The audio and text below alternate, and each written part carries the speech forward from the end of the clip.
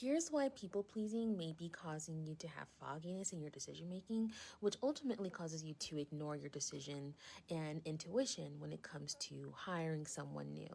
So, if you've ever hired someone who looked great on paper, said all the right things, had the perfect resume, and your body said something's off, and you ignored your intuition and was disappointed later, this live is going to help you decode the underlying reasons why you second guess your intuition to make decisions when it comes to cultivating business partnerships, relationships, or like hiring someone new. Because your intuitive decision making about people has been accurate your entire life, you were just conditioned not to trust it. And in not trusting your intuition to make decisions about people, especially key partnerships that affect your business like a new hire, it's costed you time, money, and energy, and unnecessary chaos. After watching this live, you'll know how to identify the hidden conditioning making you second guess your intuition when making quick decisions. You'll identify your unique intuitive language through your specific intuitive intelligence network, how your intuition is speaking to you in moments when something feels off.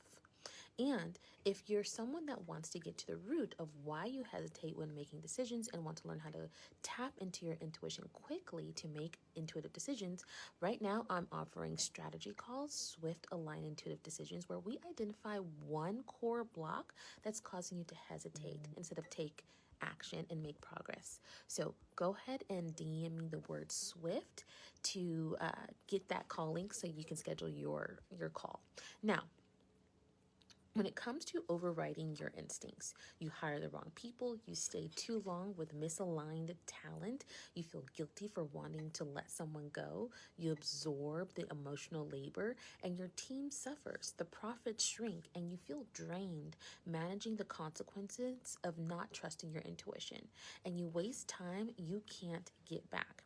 Your inner spirit, your essence, knows the truth before your mind does. And ignoring that truth creates emotional debt. So, overvaluing what looks good on paper and undervaluing energetic alignment can cause you to override your intuitive instincts, your intuition really, and let empathy override standards, where you're mistaking compassion for obligation and you're letting fear of conflict sabotage your leadership qualities. Hope that someone grows into their role isn't enough to make them a good hire, and hope is not a hiring strategy. Energetic alignment for decisive clarity using your intuition is. So I see this with a few of my high level clients. They want to be fair, they want to give people a chance, they want to seem not to seem harsh, and they remember when someone believed in them. And that compassion is beautiful. Yet compassion without discernment and discernment without trusting your intuition is self-betrayal.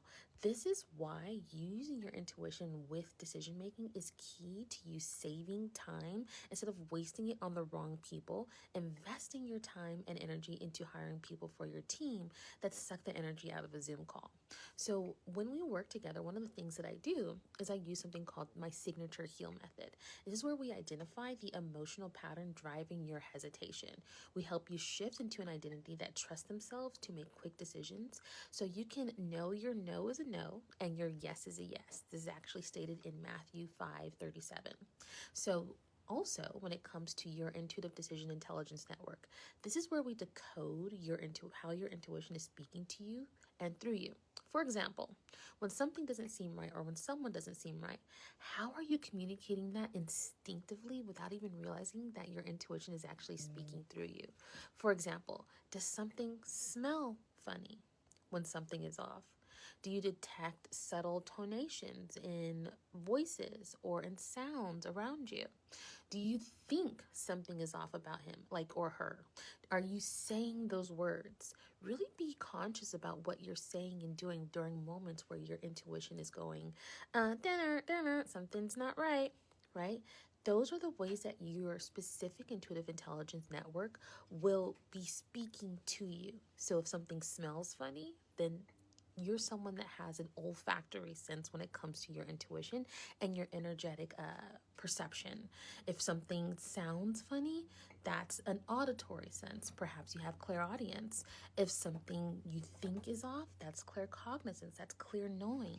If something looks funny, that's clairvoyance. Something, you may be a seer. This is how your intuition is communicating to you through your body during high stakes situations. Now, quick intuitive decisions are enabled by how long you can stay present in the moment. Do you feel heaviness or lightness in a part of your body? For example, I was interviewed for a position a few years ago, and there were people on that panel that immediately stuck out to me as having a grayish aura and no luminescence coming from them. And those were people who were just not my cup of tea, even when I started to work at that position. I knew at the beginning that we wouldn't mesh well. And that was my intuition guiding me in that moment, warning me about those specific people. So start taking note of when your intuition guides you in these moments. For example, when you gear up, when you hear a person's name and that person is in your energy, take note of it. Take note of what you feel. Take note of the symbols, the colors, the numbers. Are there animals that come up to you? Take note of it. Now, this again is how your intuitive decision intelligence network is communicating with your body. Now, I want you to ask yourself when you're doing a new hire, would you hire this person again today? Okay, let's say you're throwing empathy out the window. You're just thinking, okay, I have to really just feel into this person. Would you do it again today? I want you to stop interviewing from the mind and start interviewing from your nervous system, from an energetic standpoint. If your body contracts, it does not always mean no. It's an invitation for you to get curious. This is because is this person someone that reminds you of someone in your past who you had a negative experience with? Ask yourself those deeper questions. Now, use a 24-hour rule as well. If doubt grows instead of dissolves, get curious. Is your intuition telling you not to move forward with this person? What senses are activated? Are you telling yourself something doesn't feel right?